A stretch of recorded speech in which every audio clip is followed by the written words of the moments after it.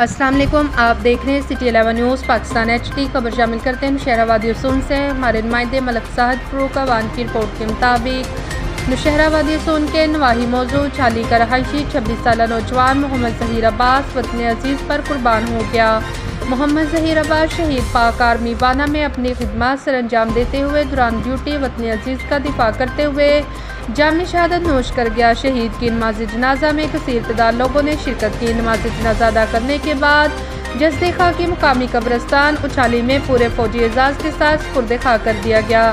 قومی پرچم کے ساتھ پاک افواج کے جوانوں کے دستے نے سلامی دی، قبر پر پھول چڑھائے اور شہید کو سلامی دی۔ اس موقع پر افسران نے اظہار ہمدردی اور محمد ظہیر عباس شہید کی خدمات پر زبردست الفاظ میں خراج تحسین پیش کیا اور شہید کے والد اللہ بخش کو پاک آرمی کی جانب سے قومی پرچم، وردی، کیپ اور دیگر سامان دیا۔ مزید خبروں کے لیے دیکھتے رہیں سٹی 11 نیوز پاکستان HD۔